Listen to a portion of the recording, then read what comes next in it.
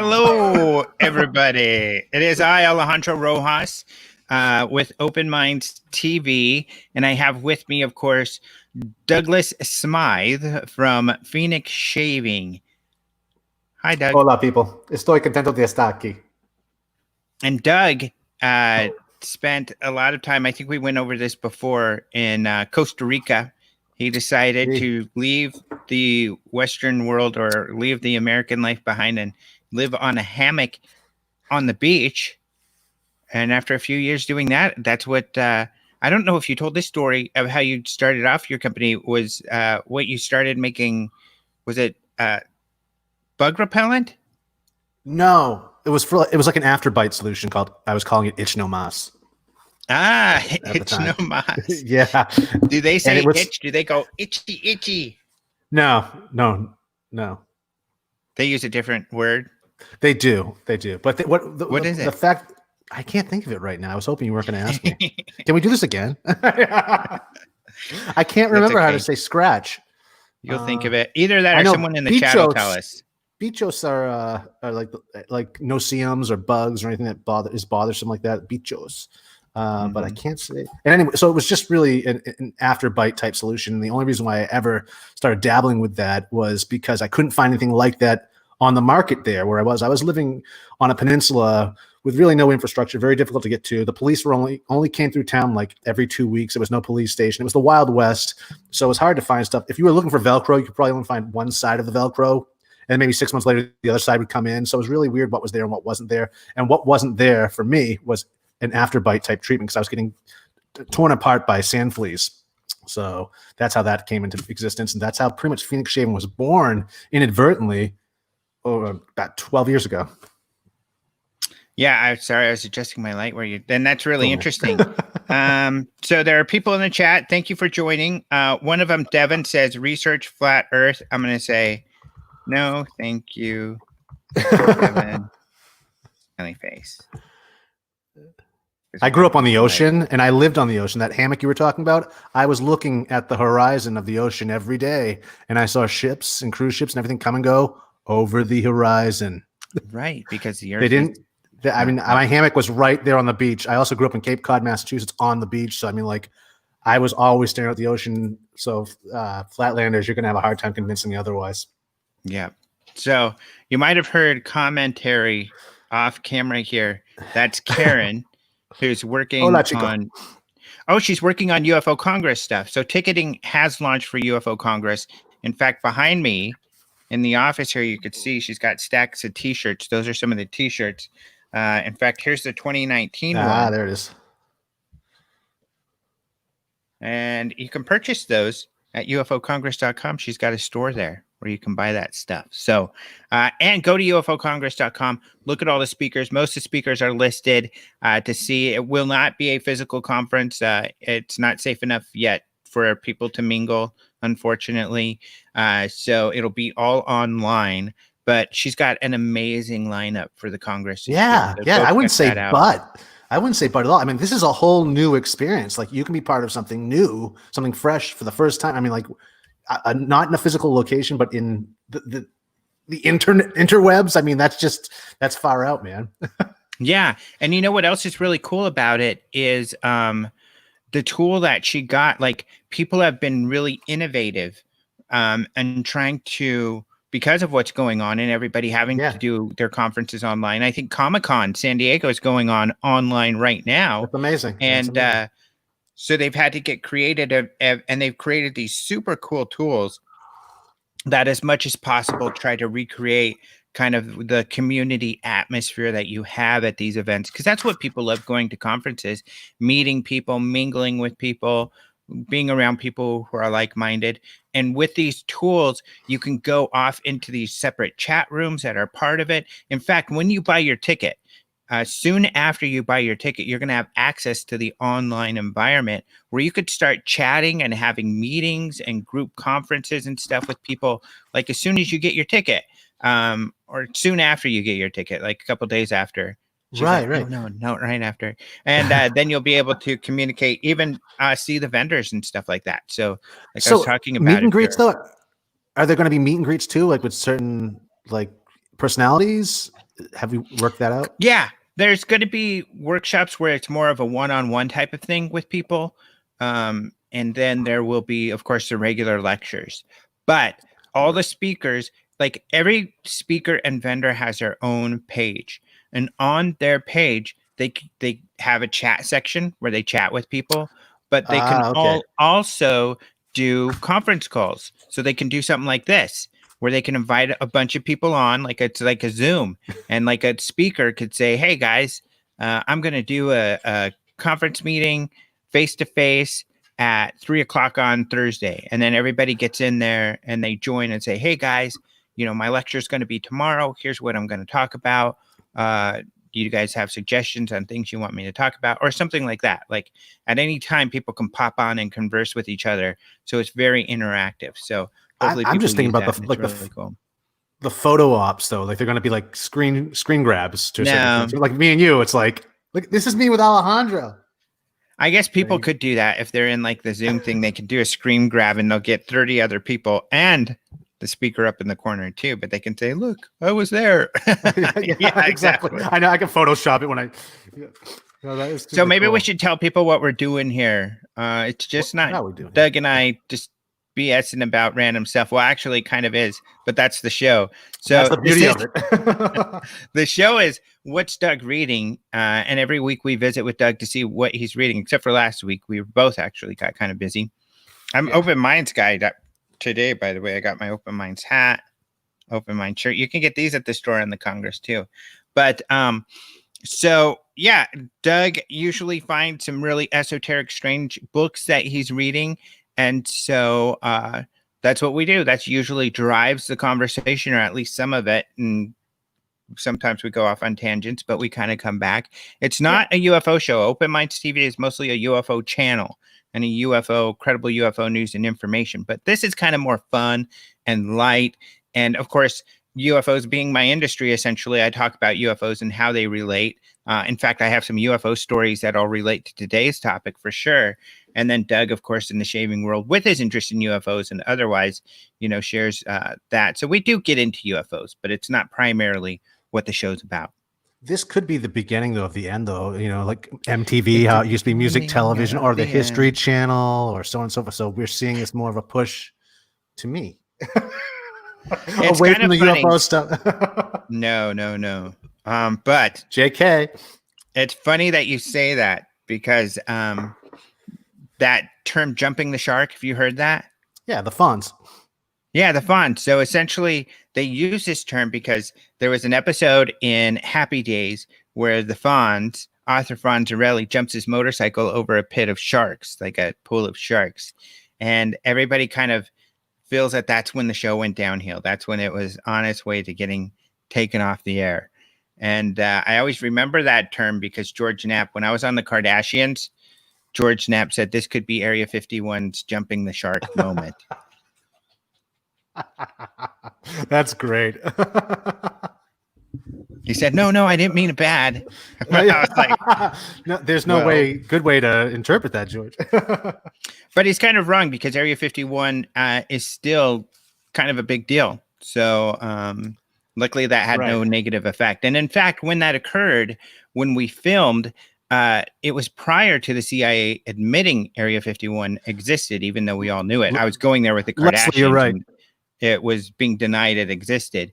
But soon after that, even before the episode aired, that's when they revealed that, yes, Area 51's a real thing. It's funny Leslie, people doubted it too. While you were telling the story about the Fonz, I was, if you could rewind, Leslie, after the fact and watch my face as he's telling it, you'll see that I realized what he was saying was a little off too.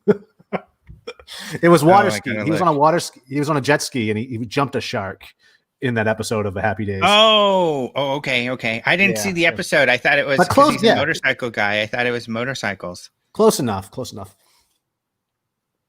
But we are judging you.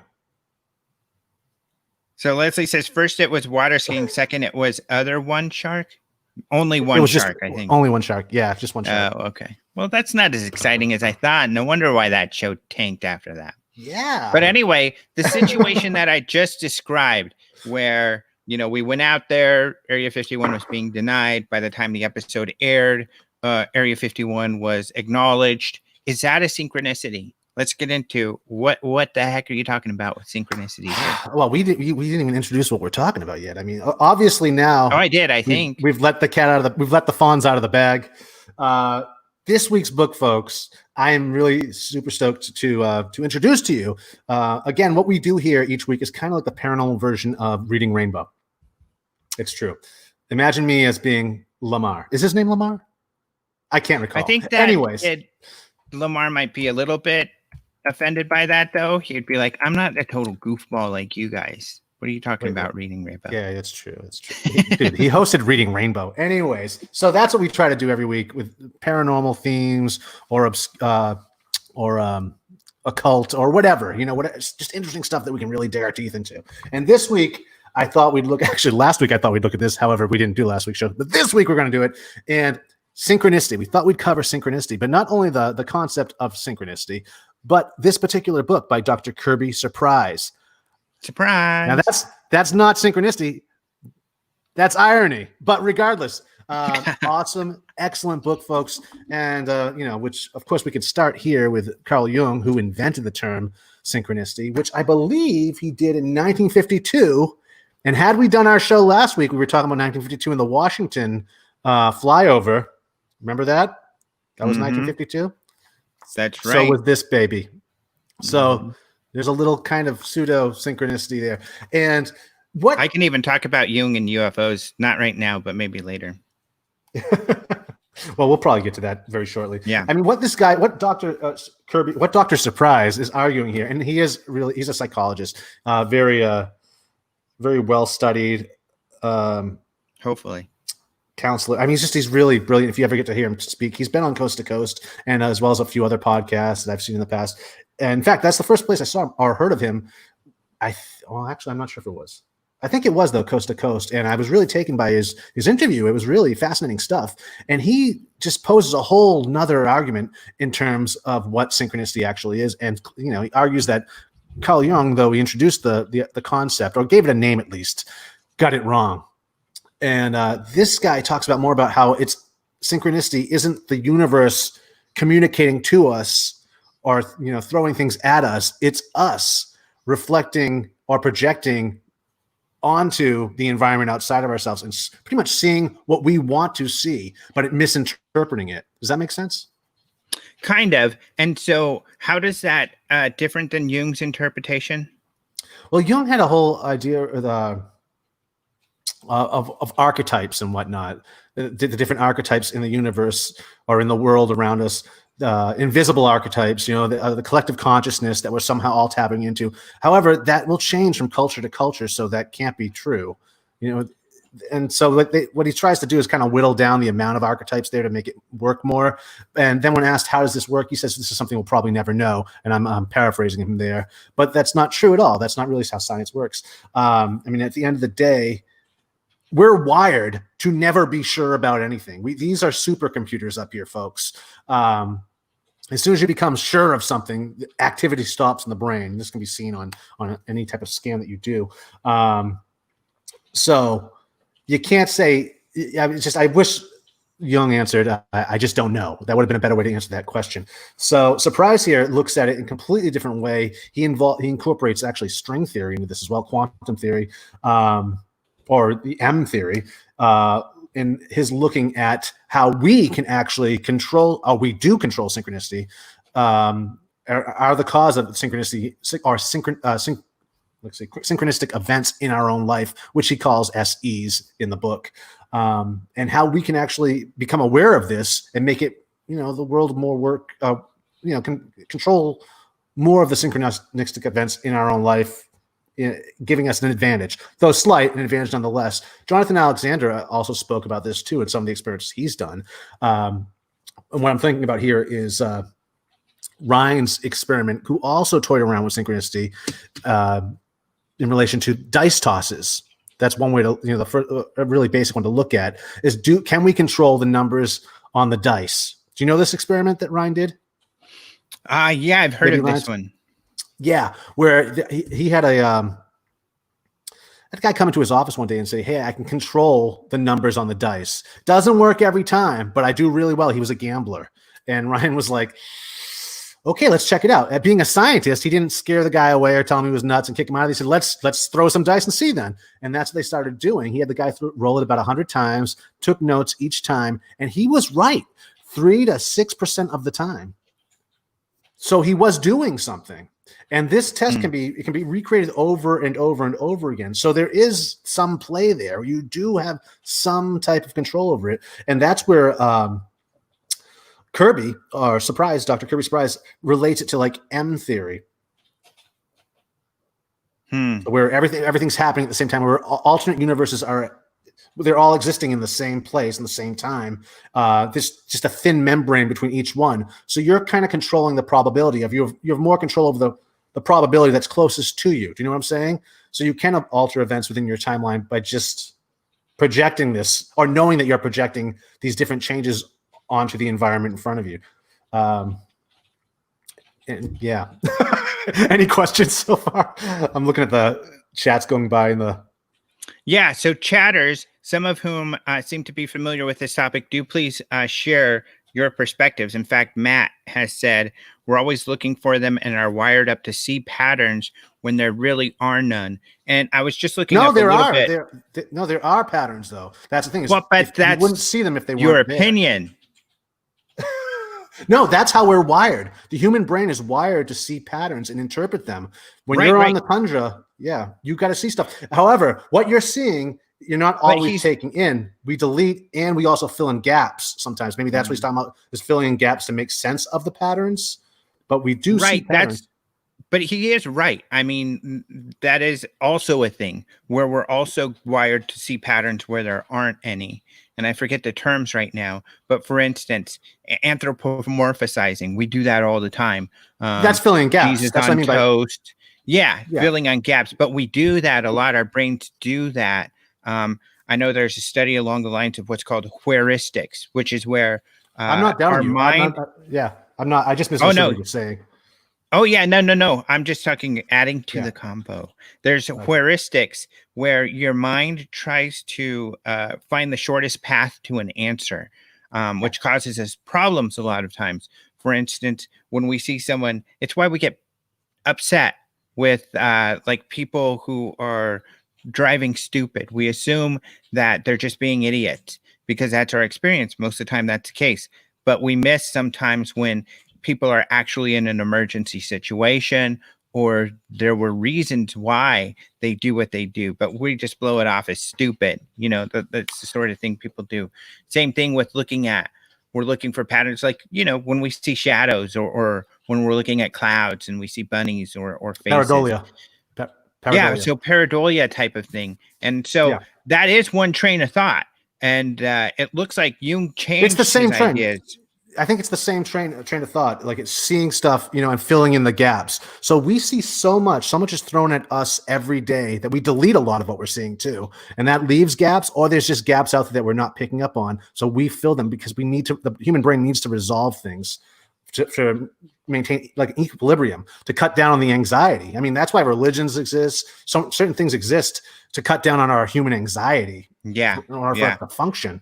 So that's exactly what I'm saying, actually. I think he was just saying that in a different way. But there are different ideas. Some people believe that we're seeing patterns where there are none when it comes to synchronicity. But Jung evolved into misinterpreting them. Yes. Feeling that there actually is a paranormal reason, that there is some sort of where we can relevance psychically affect our atmosphere to make these things happen, or our environment to make these happen. And then now it seems like you're saying also, Dr. Surprise is saying, where it's kind of a melding of these different dimensions, which are based off of essentially different choices or different realities that are slightly different than our own, not that different, and somehow they're interacting. So lots of different ideas. Yeah, it's actually, I haven't heard this one before. The shuffling of like the dimensions is kind of a cool thing. You know what I mean? Like the thin membranes between the two, and that we can actually prove this, though abstractly, but we can prove this in with math nowadays, and in different different sciences. I'm just looking at notes right here. I have. Mm-hmm. There's so many great takeaways from this book, though. I cannot like do any of them justice right now with the short notes I had taken on this. But I mean, it covers a lot of ground, and it really will blow your mind where he's taking this, because it is such a leap away from stuff, like The Secret or the manifestations, the thing we went through for the last 10 years. It's refreshing to read, and it might reaffirm what some of us already know. I just want to read some of these questions or stuff in the chat. So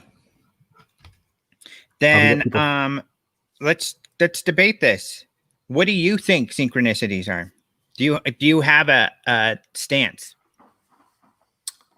Well, I'd have to say I pretty much, from what I've read, I agree with him for the most part. It's like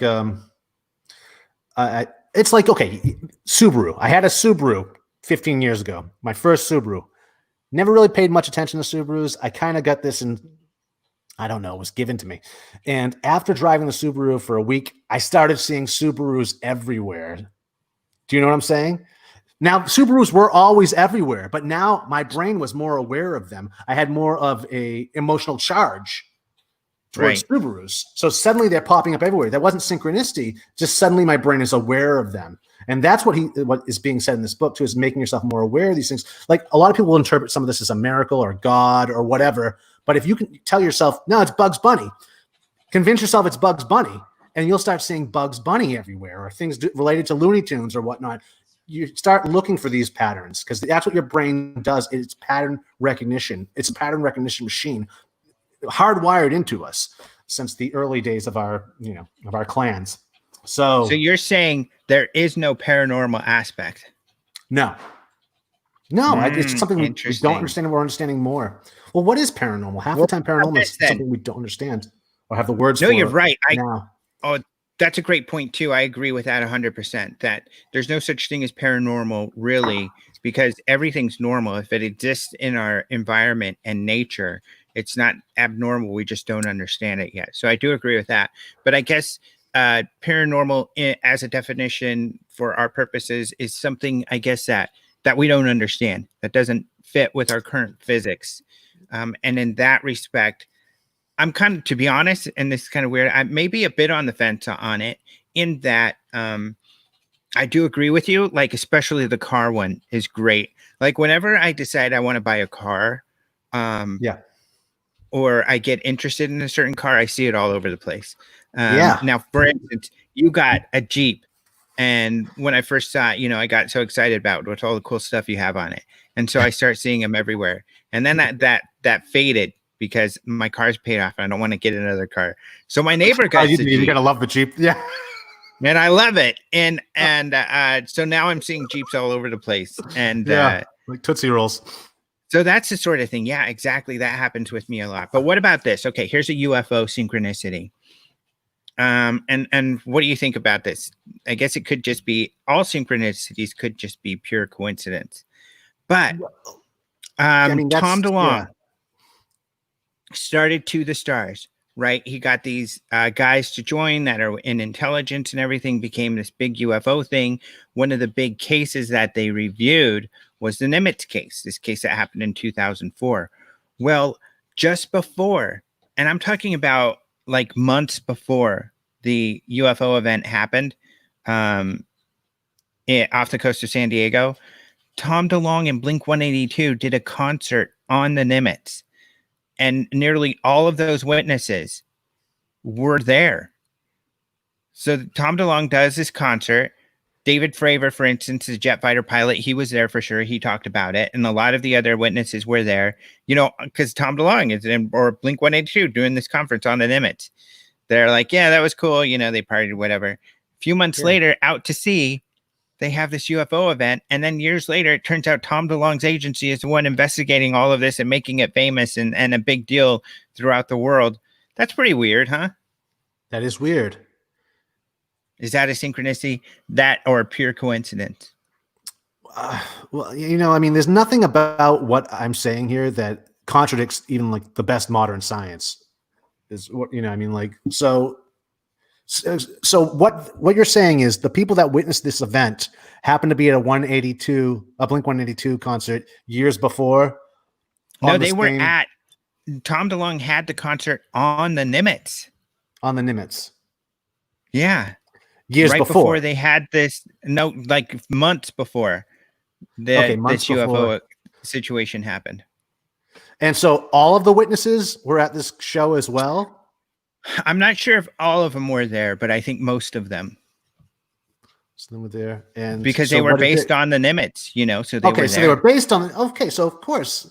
I mean, we can tear that one apart pretty easily. So not really, because that's weird. Yeah, but I mean, Tom DeLonge, nobody knew they were going to have a UFO experience on the Nimitz when this happened.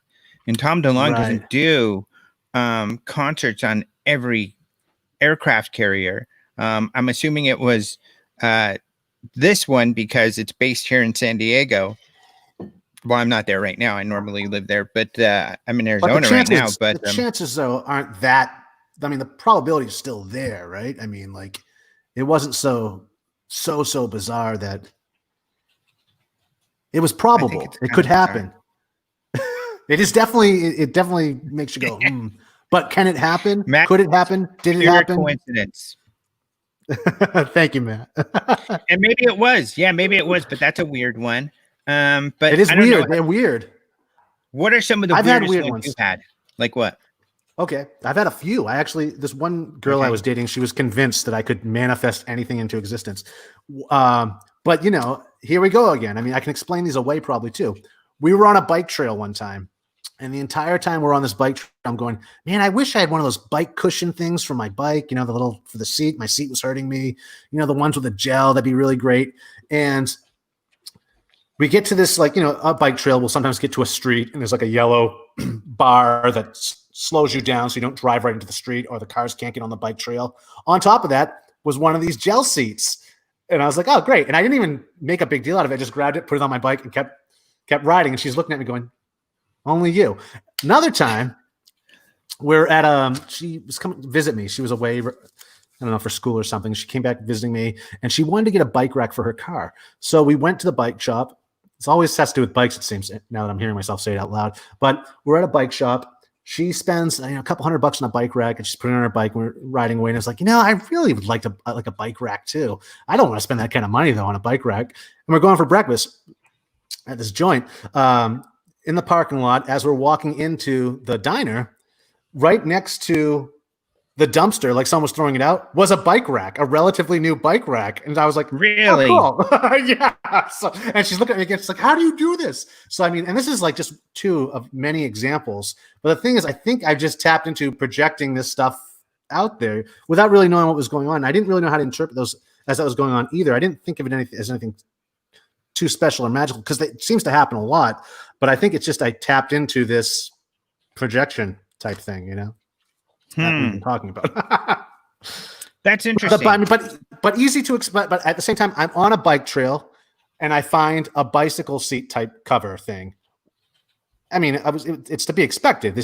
Someone put it there. I mean, I could explain this away, but it's just at the same time I wanted one, suddenly it's there. So it lined up with my desires or my intentions, and so I mean, it can be explained away. It doesn't have to be a woo-woo or paranormal experience, but it can be synchronistic. Someone is saying I'm wrong on my facts, and I think he's probably right that the concert was actually. Oh no, the Fonz thing I was wrong about too. So I'm wrong about a lot of this stuff apparently. But he's saying that the Tom DeLonge concert happened years before the UFO event, and I think that he's right. But I think let's see what other people are saying. Let's see. Catholic religious iconic paintings have patterns. Lots of things have patterns. I'm not sure quite what they're getting at there. Someone says coincidence. Some people are mentioning serendipity. I guess serendipity is more of where something is a happy coincidence. I have one. Yeah. So Karen has one too. The biggest coincidence, I think, is how you two met. Oh, she says the biggest coincidence is how we met. Oh, Smythe. Yeah, this is kind of weird. So but I kind of got to out you a little bit. Oh no, it's fine. It's fine. Okay. So I have Smythe. my stage name is Douglas Smythe. I've been using it for my Right. blog and for shows and everything for a long time. I actually haven't gone by my birth name since I was about 20 years old, and now I'm 44, if that tells you anything. So been using Douglas Smythe as a stage name or screen name, so on and so forth. Nom de Yeah. plume. So we become buddies, essentially at Alien Con. We had our booths next to each other. We're booth mates. And so Your we booth just hit buddies. it off immediately. Back then I noticed your funny hat and everything. I always laugh because whenever we hang out, I don't even think of the hat at all or the beard. And then, you're like, watch, someone's going to say something. And I'm like, about what? And you're like, and so, yeah. So it's so funny. I've just grown so used to it. Yeah. But we also found out that, I used a similar name. So when I started doing radio in college, the news director for our college radio station, I was working with her, and that's when I started doing, journalism. And I was writing stories and finding stories and stuff. And she's like, well, you need to come on the air. And I'm like, no, I was too afraid to go on the air. Right. If you can imagine, now I'm just blabbing on the air all the time. So I said, well, I'll start maybe by doing the weather, but because I'm so afraid, can I use a different name? And she's like, yeah, why don't you use a different name? You could use a different persona. So I became Jonathan Smythe, and I said it's Smythe. So I pretended to have an English accent. So I did too. This is Jonathan Smythe. You did too? I didn't know that part. Yes, I did that on my pod and commercials I used to do for our first soap business. I did it with a British accent, Douglas Smythe. Let's hear yours. My accent is not very. It's not very good when it comes to talking in a British accent. My accent is not very good either, but they are awesome. Now I'm kind of doing my Nick Pope impression. Oh god! And one of the terms that I do like to use is frustration. I love the way they say frustration. The Americans say frustrated. I'm frustrated. But in England, we say we are frustrated. Frustrated. But anyway, the point was, it turned out that both of us were using these English personas, Jonathan and Douglas Smythe. Yeah. We're related pen name wise in some fictional universe. We are brothers. And you're telling this Englishman at Astra is offended, and I apologize, and I understand why you would be offended. Oh, that's Scottish. But are you trying to tell me there's nothing paranormal related to our Smythe connection? It's bizarre, I agree, but I mean, no, there isn't, and I'll tell you why. Because what do people usually, some with no name, a body washes up or whatever, they give it the last name Smith. We need pen names. We need, workable names to use. Smith, Smythe, they're variations of the same thing. We made the connection somewhere in our heads, and voila. And we're both very similar in a lot of ways. Of course, we have similar sense of humors and everything. Our brains work in similar patterns, so we somehow got to that same last name. You weren't Douglas Smythe, you were Jonathan Smythe, so you even had a twist on it. But it is pretty cool nonetheless, right? I mean, that's one way I would explain it away. Who the hell knows?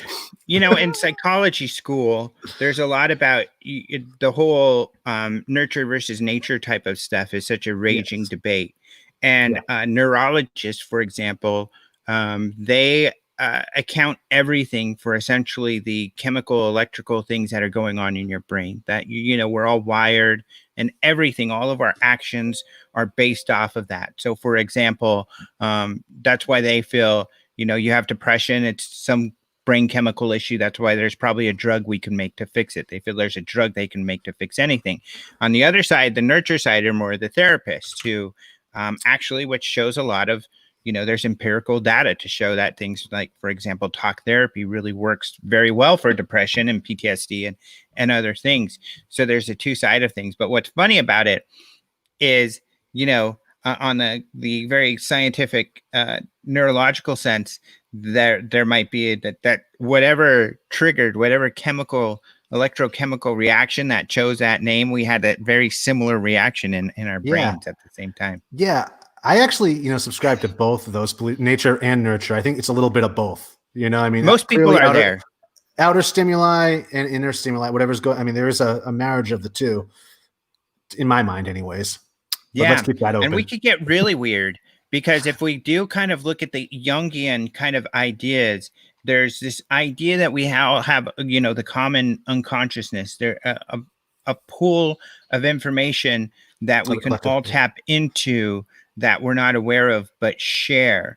And I think they give examples of this is the sort of thing where like a pigeon, homing pigeons, how do they know how to do that? How do they know how to go back to the same place? Or sharks or any sort of animal, how do they know how to do these things that they're not taught, but somehow it's innate? But how do they, Earth's magnetism, can residual centrifugal motion.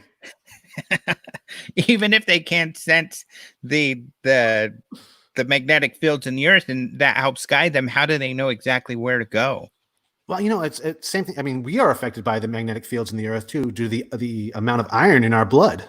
That has affected us, whether we feel it or not. Just because we aren't conscious of it, we're still being affected by it at some level, and I mean, base level. But I mean, the answer could be, I guess, as far as scientific, it could be something in our DNA that that's what DNA is essentially. It's kind of the instructions on how to build us. So it could be something there. Yeah.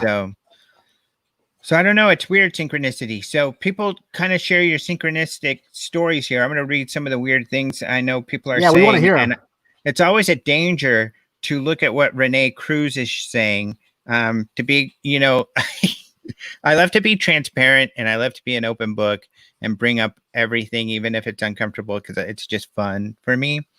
But I even had to kick Renee from our last talk because Renee was not behaving. But normally Renee's a pleasure. And so so I'm a little worried about reading what Renee said, but I'm just going to go for it. I'm going to read exactly what he wrote. Yeah. Extraterrestrial alien UFOs have ET alien hieroglyphic logo insignia patterns embossed or engraved on starcraft metamaterial alloys, i.e. Kecksburg Acorn UFO with writing and Die Glock with German UFO swastika. So I think I know what Renee, of course, being the UFO nerd I am, is referring to, but I don't think they're connected in any way. So, for example, the Kecksburg Acorn UFO, which I think probably was a satellite, Russian satellite, I think there's some fairly good evidence to that, had some hieroglyphics on it that people couldn't read, allegedly. True. The German swastikas were allegedly on fugal rods. So there's this legend out there that, there was that Admiral Byrd met some aliens. He was flying over the Antarctic and these UFOs came up and they had swastikas on Operation High Jump. They led him to this underground base and they called their UFOs fugal rods. But again, I mean, that information is totally bunk. I think the whole idea is pretty silly. Captain, his Bird's diary. It wasn't his diary though. Oh yeah, that diary, which was not a real diary. It was something allegedly found afterwards. Right. Oh yeah. No, it definitely wasn't his. Yeah. So, but I think that's what he's referring to. So in that case, didn't in Rendlesham, there was the saucer with the hieroglyphics on it as well, right? I mean, yeah. So there are plenty of alleged hieroglyphics on seemingly good UFO cases. So, for example, Socorro, New Mexico, there's a symbol on that craft. So he's talking about symbols, and I think he's relating them to that they're hieroglyphs and patterns. Renee. Yeah. So, thanks, Ray. I need the validation. So I guess, interesting. And then, so synchronicity versus UFO sightings. if synchronicity is us projecting what we want to see back on ourselves, we have just to stop had a the show. synchronicity. Yeah, we just had a synchronicity on the show. We gotta go. No, we We just gotta had go, one, folks. not what you said, something else in the Oh, chat. what? So, first of all, Phoenix MUFON comes on and comments on just what we're talking about. They say, Karen says, hi, Stacy. They say the swastika pattern is also an ancient Anasazi emblem. True, and it's used in Buddhist culture as well. Yeah, Buddhist footprints of Buddha. Yeah, so great comment there. The very next comment. Now, on the tool I'm using, I can see, because we're broadcasting on Facebook and YouTube. And so the tool that I use, I can see comments from both platforms. Oh, see, so the next comment that came in, you can too. You're seeing both. Oh. So do you see You don't know Phoenix what I'm MUFON? seeing. You don't know me. You don't know me.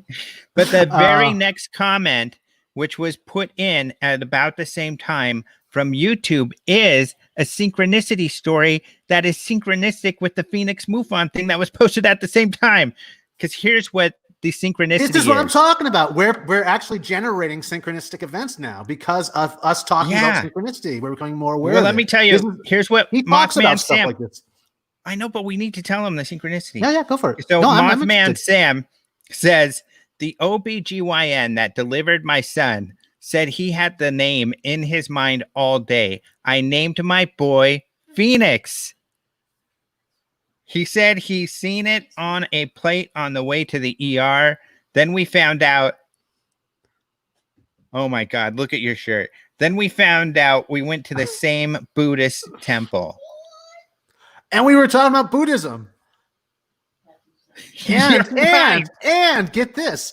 I was friends with Juan Phoenix when I lived in Costa Rica, which we also talked about. And Juan Phoenix is River Phoenix's dad. No, but you gotta, first of all, that person, Mothman Sam, may have thought of that story, which is a great synchronicity story. That, but he may have thought of it because of your shirt. But that Mothman Sam on YouTube entered it at the same time Phoenix MUFON came on and made a comment as well. Is synchronistic, and that's amazing. We own synchronicity. That's pretty cool, though. That's pretty cool. A synchronistic thing happened right there. And that is so interesting that this guy, the OBGYN, had this name Phoenix in their head all day. Now, they could have seen River Phoenix on TV or something. Who knows? But they've been in Phoenix. And then they turned out to go to the same Buddhist temple as Mothman Sam, who is probably a pretty cool dude because Buddhists are really cool, I think. And you brought up Buddhism and the swastika, which is what Phoenix MUFON was talking about. And I said footprints of Buddha before I even saw that. But maybe I did see it because, again, even though I consciously didn't see it, subconsciously I could have seen it. Again, your brain cancels out stuff too. You know what I'm saying? Back to the pattern recognition and disposal. Mm-hmm. So we can try to explain all this away, folks, but why do that? I mean, this is the theme of the show. Embrace the synchronicity. Yeah, so let's see. Some other comments. Stacy Wright, who's the one who works on that with Phoenix MUFON, also she's in YouTube also now making comments, but she wrote do meaning this Twilight Zone music. I see how this is working. So it has a little YouTube sign. Okay. And Rodrigo are having comments here. So Ad Astra, they're talking about how that symbol was also in Hindu culture, I guess, as well. So that's interesting. Someone brought up the alien autopsy, which is fake, that you see on TV. They alleged video. The people, clearly, the people who come out and made it have come out. But Renee is very impressed with the synchronicity that happened between the two platforms and says that they call synchronicity God winks. That's kind of cute. God winks. Well, I mean, the internet itself is pretty much a synchronicity machine, you know, when it comes to like confirmation bias and so on and so forth, like projecting ourselves out there and bouncing back at us, confirming or denying whatever. But for the most part, confirming because it's connecting like with like most of the time. Mhm. So we can probably create a few of these different SEs, we'll call them, in the limited time we have left. Well, not now. But I think, I guess getting into final thoughts or towards that end, other people are talking about like other UFO related patterns and symbols. And Rodrigo says that Marcel Jr. said there were symbols at the Roswell crash. In fact, I just wrote an article about this. He did, but they're a bit similar to tape that was used on balsa wood for the mogul balloon, which the Air Force says it is. So that kind of blends. Unless you're talking about the Roswell rock. But the Roswell rock was something definitely man-made. Not many people know this. I'm the one who named that rock, the Roswell Rock Circle. Yeah, you made a soap of it, which is also synchronicity, because you made a soap about and you named it Roswell Rock, and I named it. We're like the same person. That's crazy. That is so crazy. But yes, the Roswell Rock was manufactured. The late 90s is when a company existed that was making those Roswell rocks. It was crop circles. They are engraving on rocks all over the place. But they went out of business, I think, in 2000. Did you know that? Who? The company that made it. Yeah, they made a bunch of different crop circles on rocks. It was like a thing they were doing. And they went out of business, I think, in like 2000, 2001. But it was actually a company doing that. The information is out there if you look for it. But oh my gosh, more synchronicity. Stacy bought one of your Roswell Rocks soaps, and she's in the chat right now. Someone who actually bought one of those. Wait, Stacy, you know Stacy, the one who runs Phoenix MUFON. Yeah, I know Stacy. I'm just bought one, and she's in this conversation. Amazing. Oh, I see what you guys are doing. You're throwing with my emotions. Well, we're just pointing out all these synchronicities, and it's absolutely amazing. So somebody wants to talk UFOs, but maybe we'll get to that in a minute. I did just post Open Minds, the Roswell story. My Open Mind site is back up and running, and so check that out. It's really cool. Again, Stacy Wright says the soap again. Do. So, oh man, everybody's trying to draw me into UFO stuff, and of course, I'm so tempted because I love talking about this stuff. But synchronicity and UFOs. I mean, we project what we want to see out there. Something, we interpret stuff to be what we want it to be.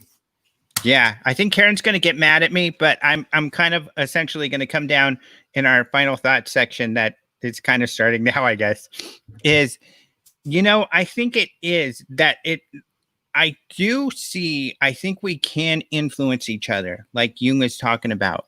Whether or not it's psychic, I don't know. But I think that we, in conversation, because especially for me, conversation, verbiage, the words that we use are really important. Of course, I'm a writer, but I also lecture. I was a corporate trainer. And the way you affect people, the nuances of the words you use and how to speak are very, very important, because we all catch very subtle social cues from one another. And we can affect each other quite a bit in the way that we interact with one another and where we go. So you're probably right in that they are just coincidences, and we're seeing patterns where they don't exist. I don't think Stacy would agree with that. I don't think Karen would agree with that. They might think that there's more paranormal type of things going on, which we're is possible, creating. Though. I think those patterns are there, but we got to realize where they're coming from. It's like this. It's like the mirror in the bird's cage. We put a mirror in there to keep the bird busy. It falls in love with another bird, it thinks. It tries to talk or fight with the other bird, make love to the other bird. But at the end of the day, there's nothing behind that mirror. It's the same thing with us projecting these things onto the environment, but there's nothing behind that. It's coming out of ourselves. You know what I'm saying? We're misinterpreting that. It's like the old gambling joke, or the old joke. The guy wakes up, it's his 55th birthday. He wakes up at 5 a.m. He takes the number 5 taxi to work, gets to work, takes the number 5 elevator up to work. Now he's aware that he's catching these 5s going on. It's his 55th birthday after all. 5 keeps coming up again and again. He gets into his office. A janitor left a gambling or a horse racing form on his desk. He looks through it. Why not?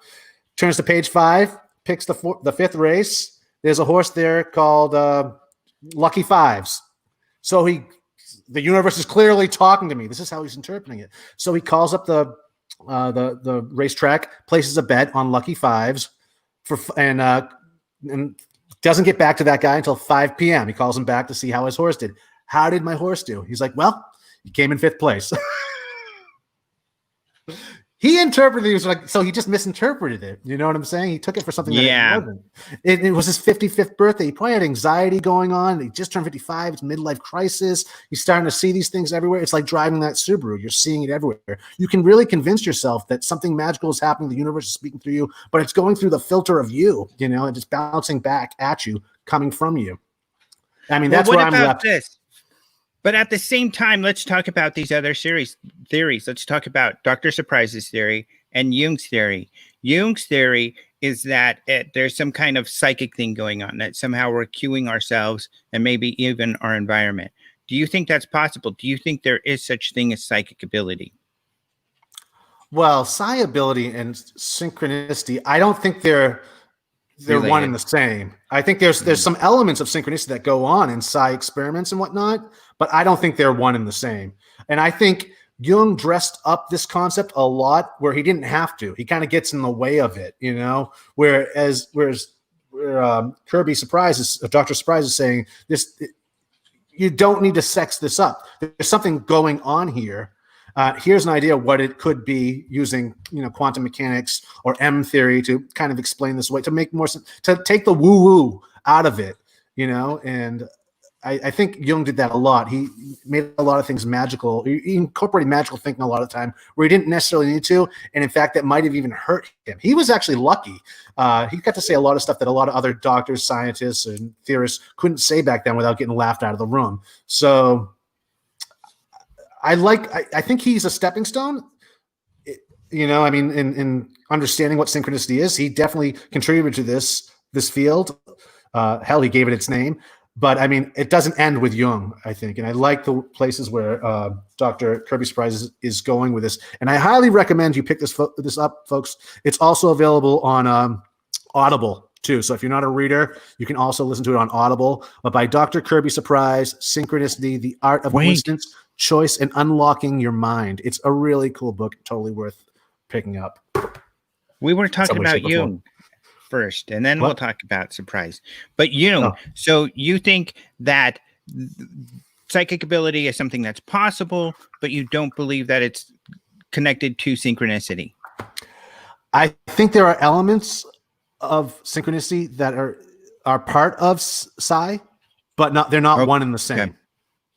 Okay, gotcha. I think they will play a part. And I think animals can do synchronicity, can project synchronicity out there as well. There's experiments with chickens, for one, which is a great experiment because, I mean, their brains aren't as sophisticated as ours, clearly. But they were trying to think how the experiment went. It was the motivation was food. And they had to pick the right number. But the right number kept changing. But more often than not, the bird could predict what the right number was. And his motivation at the end of the day was just food. That's all he needed. He didn't attach anything else to it, but it was working. They noticed that 3 to 6% of the time, he was getting it right. He was getting the right number. That's interesting. So I just wanted to share, I do think that there's probably some sort of psi going on. I think that there are more sensory experiences that we have not, we don't understand yet. I think that given science and so much that we don't know, I think that's a given, that we're always constantly discovering more about everything related to science, about our environment, and we'll learn more about our sensory perceptions as time goes on, and how we, for instance, some physicists call them very light forces, very, forces in nature that we're only starting to understand or discover in like the quantum arenas, that we may be able to to pick up on or manipulate. So possible, yeah, but I'm with you. I'm not sure if it has to do with synchronicities. Who knows? But then let's get into Dr. Surprise's idea, which is kind of the veil growing thin between multiple dimensions. What's interesting about this is that, of course, multiple dimensions there are very credible scientists who have come up with these theories, M theory, string theory, Dr. Michio Kaku is one of them.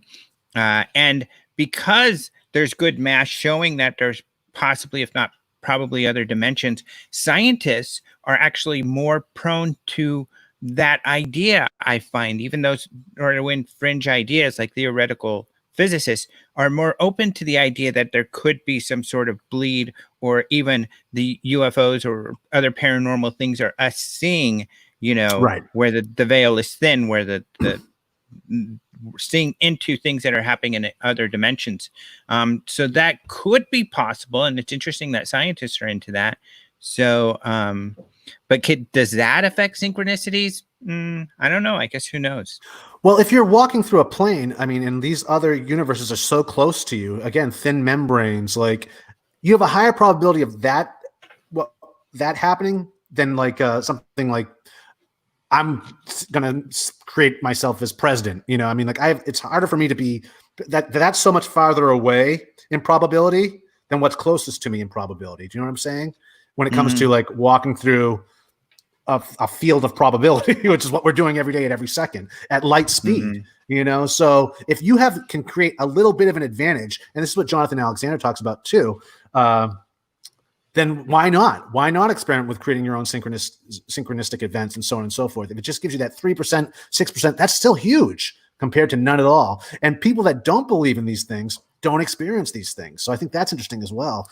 I mean, and this is very human. You go back to ancient cave paintings when the shaman's painting the hunt, or he's wearing the animal mask. And the only reason why they were doing this is because it worked sometimes. So whatever gave them any advantage, they were going to do. He was going to dance dressed up as an animal, and somehow that it could work. It's worked so many times, or it's worked at least more than not. So they kept doing it. So we're always looking for these little advantages on the playing field as humans.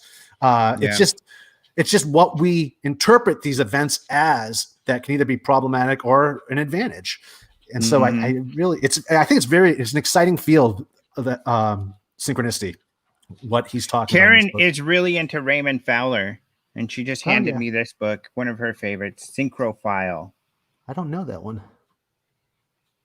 Yeah, Raymond Fowler did a lot of the good early UFO investigations. The subtitle, Amazing Personal Encounters with Synchronicity and Other Strange Phenomena.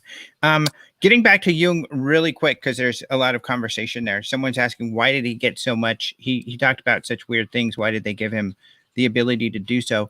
A lot of psychologists, famous psychologists, it's the same thing. Wilhelm Reich. Wilhelm Reich was as an example, because a lot of their theories and ideas were the basis for a lot of modern psychology that people built up on. So they were giving a lot of leeway with their weird ideas. But the idea, like the archetype idea, is extremely important in that it really is a part of our psyche, in that we have archetypes. We all have what we believe is a mother figure or a father figure. Or an authority figure. These are kind of like, we all have that archetypal idea, and it affects us in our psychos, in our neurology, or at least how we feel and we think. And psychologists work with this a lot with people. So it is culturally, these fundamentals. But when it does come to UFOs, Jung brought that into the that realm, is that UFOs are kind of like the archetype, similar to angels or demons, in that they are modern. This paranormal, modern, technological kind of something that exists from divinity. And in that way, they do serve as an archetype. Now, that's how it fits into his theories of how our brains and minds work. And I would say, he's right in that we all espouse, it's almost like a modern religion, the UFO thing, or a lot of alien, right? But he did believe there was a real physical phenomena, though. And he actually wrote a book and some papers about how this is a real phenomena we really need to look into. There are really physical high technology seeming to fly around, despite them, the archetypal role, just like your mom. Your mom's an archetype, but there's also Leave my your mom out real of this. mom. Yeah. So Your mom's an archetype. No, it's true. so The really mother figure is- interesting stuff. And Jung does have a UFO book out there. Everybody should pick up because it is, I think, really important and really interesting. But yeah, how weird. I don't know that we figured out anything at all. Do you? Well, we didn't promise to in this episode, but I think we're We on our never way. do. No, we But- don't. This is open mind TV. But people got to see synchronicities happening live In real time. in real We time. deliver, folks. That is pretty friggin' cool, if you ask No, me. and we want to hear your synchronistic events of your own in upcoming episodes. This is stuff that interests us. So I mean, we're always like to Yeah. hear these stories. And we go off topic and on tangents constantly, as you can see. So if you think of, synchronistic thing happened on the next show, feel free to share it with us, and we'll probably go, oh, cool, let's talk about this. So what are we going to cover next week? Who knows? I don't know, whatever you're reading next week, I guess. So I guess that's it. That's the show. It's been an hour. That's what we're trying to stick to because we got lots of stuff to do, you and I. In fact, I gotta go in read. an hour. Yeah, you got to go read a book.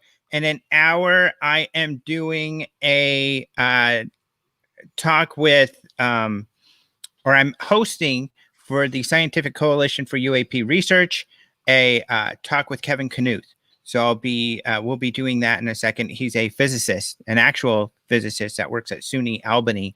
This is going to be terribly interesting. He's got these modeling that he's done about, if aliens are traveling around, how they'll do it and stuff like that. So Very cool. really great stuff. So we'll be doing that in an hour.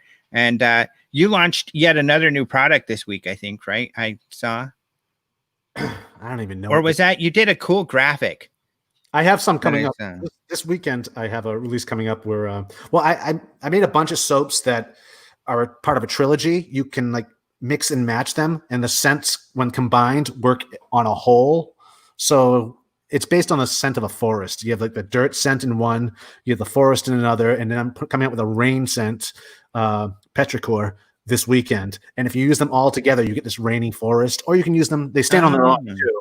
So yeah, that's so part of the last part of the trilogy is coming out this weekend, and that is called La Tierra Mojada, which is I like that.